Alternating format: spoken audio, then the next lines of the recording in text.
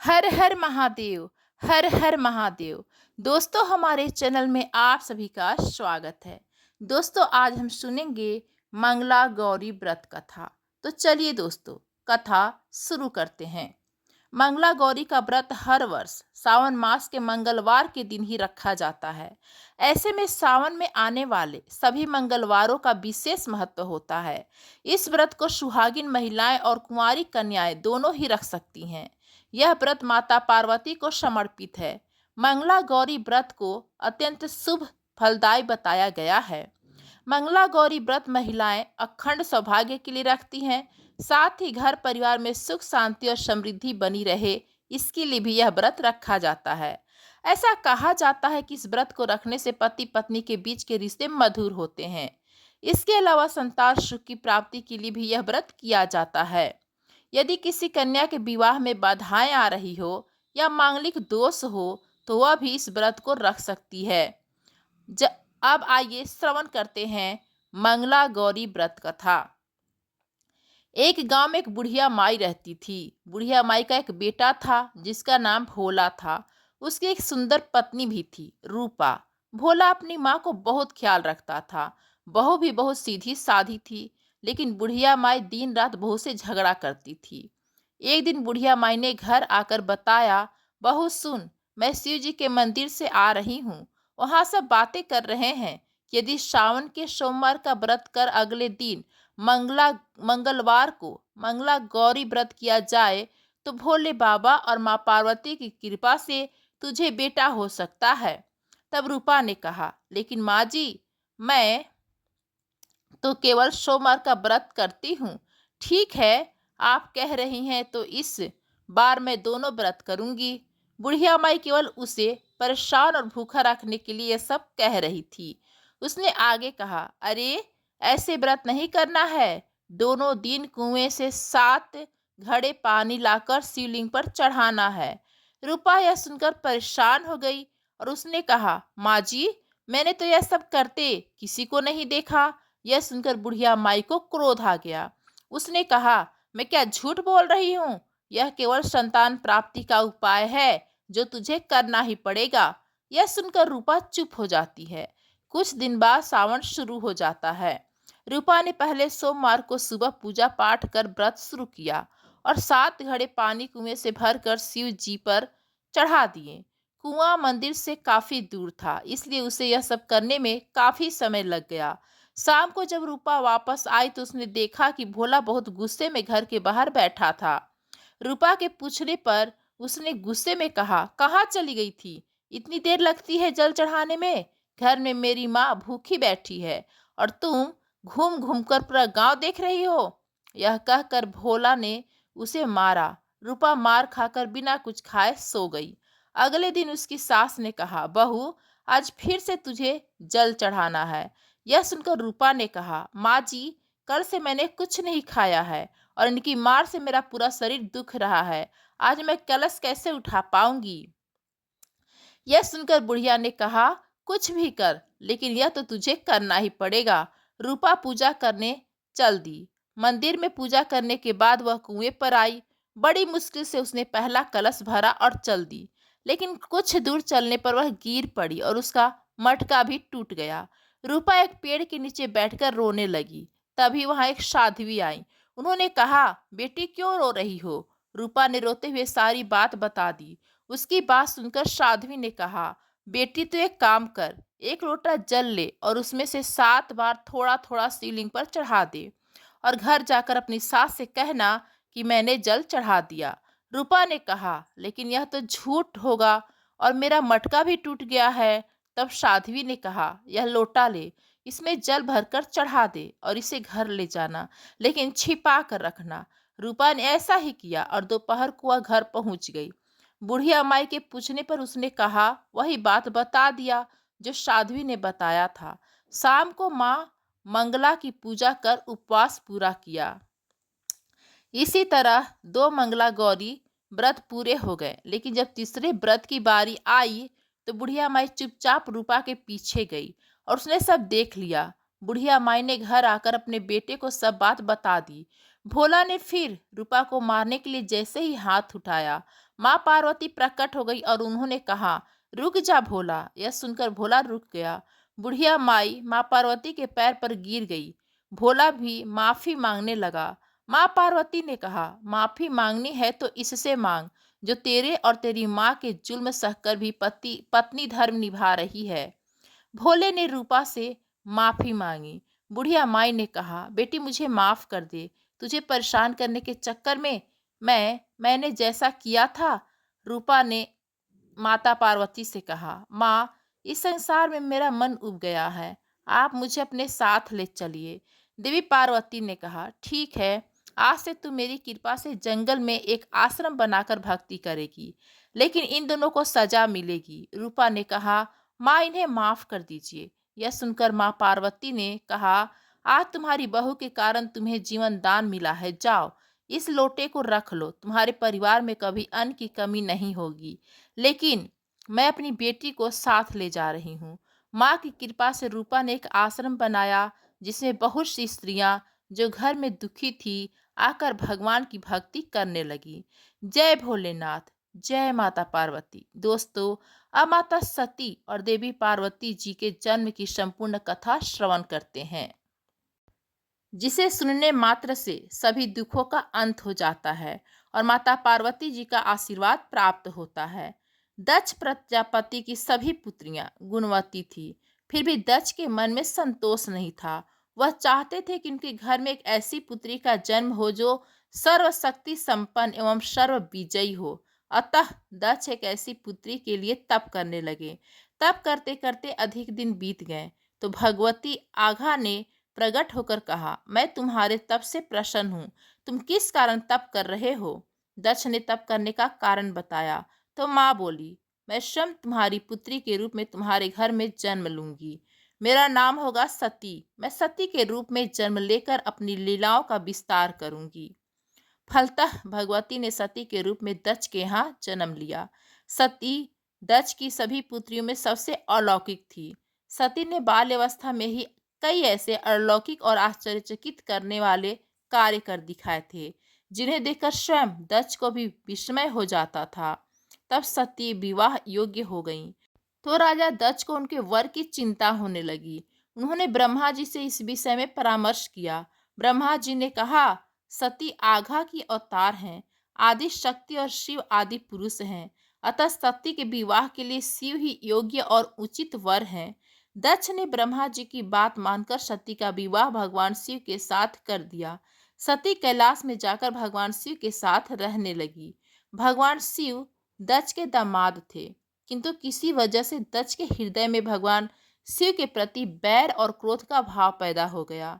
एक बार देवलोक में ब्रह्मा जी ने धर्म के निरूपण के लिए एक सभा का आयोजन किया। सभी बड़े बड़े देवता सभा में एकत्रित हुए। भगवान शिव भी सभा में बैठे। सभा मंडप में दक्ष का आगमन हुआ। दक्ष के आगमन पर सभी देवता उठकर खड़े हो गए, पर भगवान शिव खड़े नहीं हुए। उन्होंने दक्ष को प्रणाम भी नहीं किया। फलतः दक्ष ने अपमान का अनुभव किया। केवल यही नहीं, उनके हृदय में भगवान शिव के प्रति ईर्ष्या की आग जल उठी। वह उनसे बदला लेने के लिए समय और अवसर की प्रतीक्षा करने लगे। एक बार देवी सती और भगवान शिव कैलाश पर्वत पर बैठे हुए वार्तालाप कर रहे थे। उसी समय आकाश मार्ग से कई विमान कनखल की ओर जाते हुए दिखाई पड़े। सती ने उन विमानों को देखकर भगवान शिव से पूछा, प्रभु ये सभी विमान किसके हैं और कहाँ जा रहे हैं? भगवान शिव ने उत्तर दिया, आपके पिता ने बड़े यज्ञ का आयोजन किया है। समस्त देवता और देवगण इन विमानों में बैठकर उसी यज्ञ में सम्मिलित होने के लिए जा रहे हैं। इस पर सती ने दूसरा प्रश्न किया, क्या मेरे पिता ने आपको यज्ञ में सम्मिलित होने के लिए नहीं बुलाया? भगवान शंकर ने उत्तर दिया, आपके पिता मुझसे बैर रखते हैं, फिर वह मुझे क्यों बुलाएंगे? देवी सती मन ही मन सोचने लगी। फिर बोली, यज्ञ के इस अवसर पर अवश्य ही मेरी सभी बहनें आई होंगी। उनसे मिले हुए बहुत दिन हो गए। यदि आपकी अनुमति हो तो मैं भी अपने पिता के घर जाना चाहती हूँ। यज्ञ में सम्मिलित हो लूंगी और बहनों से भी मिलने का सुअवसर मिल जाएगा। भगवान शिव ने उत्तर दिया, इस समय वहां आपका जाना उचित नहीं होगा। आपके पिता मुझसे बैर रखते हैं। हो सकता है वह आपका भी अपमान करे। बिना बुलाए किसी के घर जाना उचित नहीं होता। इस पर देवी सती ने प्रश्न किया, ऐसा क्यों? भगवान शिव ने उत्तर दिया, विवाहिता लड़की को बिना बुलाए पिता के घर नहीं जाना चाहिए, क्योंकि विवाह हो जाने पर लड़की अपने पति की हो जाती है। पिता के घर से उसका संबंध टूट जाता है। लेकिन सती मायके जाने के लिए हठ करती रही, अपनी बात बार बार दोहराती रही। उनकी इच्छा देखकर भगवान शिव ने मायके जाने की अनुमति दे दी। उनके साथ भगवान शिव ने अपने एक गण को भी भेज दिया। उस गण का नाम वीरभद्र था। सती वीरभद्र के साथ अपने पिता के घर गईं। घर में सती से किसी ने भी प्रेम पूर्वक वार्तालाप नहीं किया। दक्ष ने उन्हें देखकर कहा, तुम क्या यहाँ मेरा अपमान कराने आई हो? अपनी बहनों को तो देखो, वह किस प्रकार भांति भांति के अलंकारों और सुंदर वस्त्रों से सुसज्जित हैं। तुम्हारे शरीर पर मात्र व्याघंबर है। तुम्हारा पति शमशानवासी और भूतों का नायक है। वह तुम्हें व्यागंबर छोड़कर और पहना ही क्या सकता है?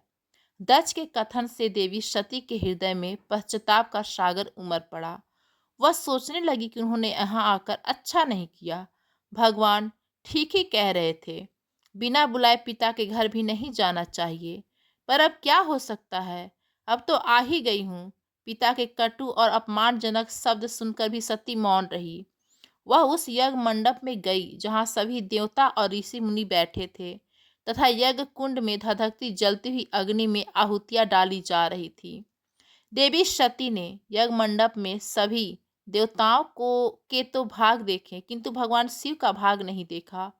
वह भगवान शिव का भाग न देखकर अपने पिता से बोली, हे पिता, यज्ञ में तो सबके भाग दिखाई पड़ रहे हैं, किंतु कैलाशपति का भाग नहीं है। आपने उनका भाग क्यों नहीं रखा? दक्ष ने गर्व से उत्तर दिया, मैं तुम्हारे पति शिव को देवता नहीं समझता। वह तो भूतों का स्वामी है, नग्न रहने वाला, हड्डियों की माला धारण करने वाला है। वह देवताओं की पंक्ति में बैठने योग्य नहीं है। उसे कौन भाग देगा? देवी सती के नेत्र लाल हो गए। उनका मुखमंडल प्रलय के सूर्य की भांति तेजस्वी हो उठा।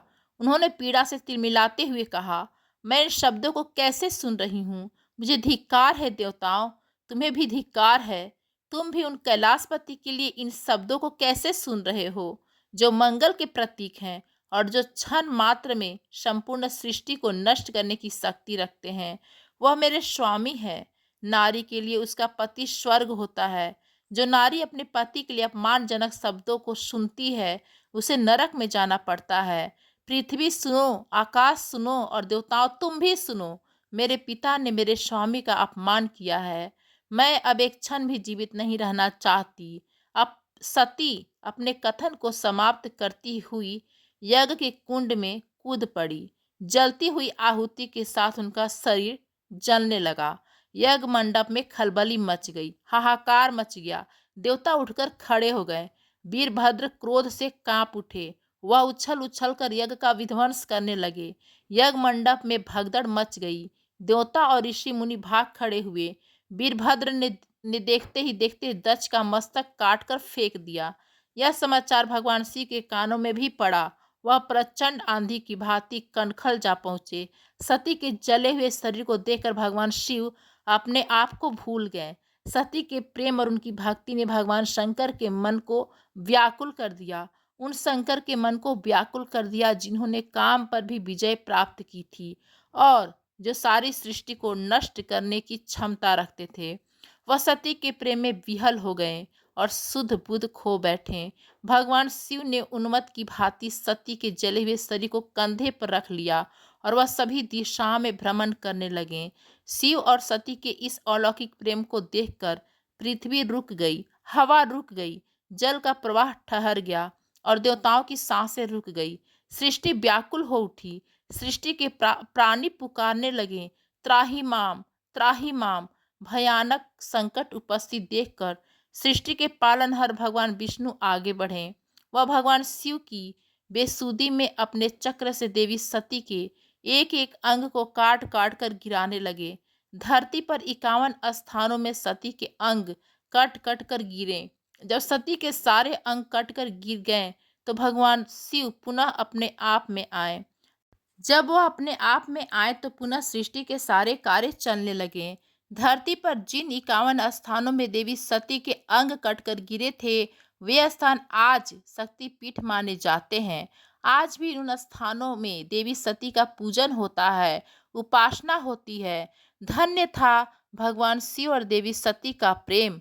शिव और सती के प्रेम ने उन्हें अमर और वंदनीय बना दिया। बाद में सती के वियोग में शंकर भगवान जी की दयनीय दशा हो गई। वह हर पल सती का ही ध्यान करते रहते थे और उन्हीं की चर्चा में व्यस्त रहते। उधर देवी सती ने भी शरीर का त्याग करते समय संकल्प किया था कि मैं राजा हिमालय के यहाँ जन्म लेकर शंकर जी की अर्धांगिनी बनूंगी। अब जगदम्बा का संकल्प व्यर्थ कैसे हो सकता है। वह उचित समय पर राजा हिमालय की पत्नी मैना की गर्भ में प्रविष्ट होकर उनकी कोख से प्रकट हुई।